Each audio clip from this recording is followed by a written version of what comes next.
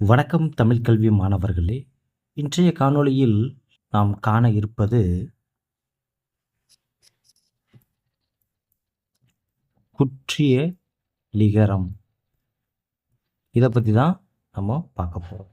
இந்த குற்றிய லிகரம் அப்படிங்கிறத எப்படி நம்ம பிரித்து எழுதலாம் அப்படிங்கிறத பார்த்துடலாமா? ஃபஸ்ட்டு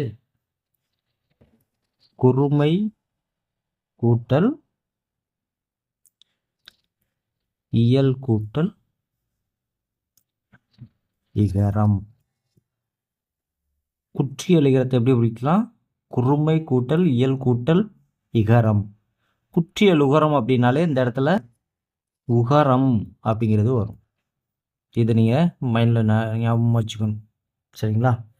சரி, இப்போது குற்றிய லிகரத்துக்கும் குற்றிய லுகரத்துக்கும் என்ன வித்தியாசம் அப்படின்னா, இதுங்கிறது ஊங்கிற ஓசையோட இருக்கிற சொல். இது வந்து ஈ அப்படிங்கிற ஓசையோட முடிகிற சொல், சரியா? அப்போது இந்த ஈங்கிற ஓசை எத்தனை மாத்திரை அளவு உடையது அப்படின்னு பார்த்தீங்க அப்படின்னா, அரை மாத்திரை. அரை மாத்திரை அளவில் ஒலிக்கும். அதாவது ஒரு குற்றிய லிகரம் அப்படிங்கிறது என்ன அப்படின்னா, ஒரு குற்றிய லுகர சொல்லின் முன் யா என்னும் எழுத்து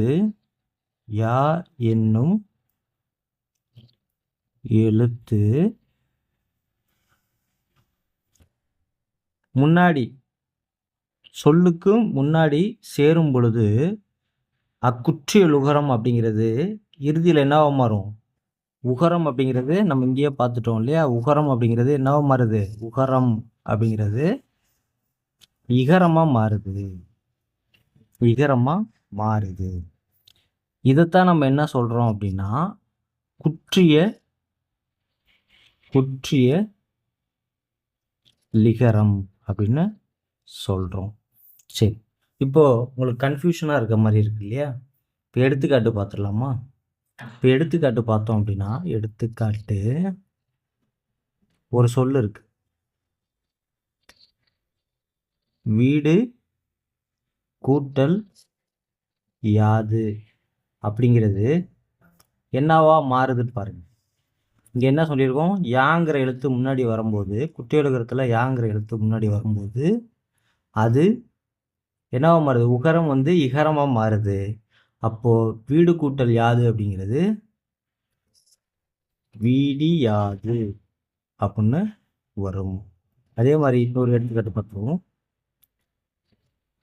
உலகு கூட்டல் யாது அப்படிங்கிறது என்னவா மாறுது பாருங்க?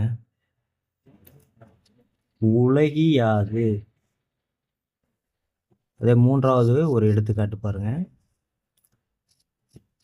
வந்து கூட்டல் யாது அப்படிங்கிறது என்னவா மாறுது? வந்தி யாது.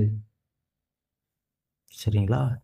ஸோ இந்த மாதிரியெல்லாம் மாறும். அதே மாதிரி மியா அப்படிங்கிற ஒரு எழுத்து, மியா அப்படிங்கிற அசை சொல். இது வந்து அசை சொல். வருமொழியாக வந்தால் அதில் உள்ள இகரம் என்னவா மாறும்? இம் கூட்டல் ஈ கூட்டல் மீ. ஒலி குறைந்து ஒலிக்கும். அதுவே குற்றிய லிகரம் அப்படிங்கிறது அர்த்தம். இப்போ பார்த்தீங்க அப்படின்னா, இதற்கான எடுத்துக்காட்டு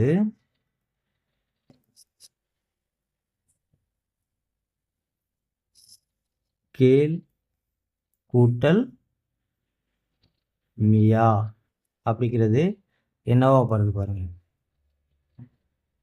கேன் மியா. சரிங்களா?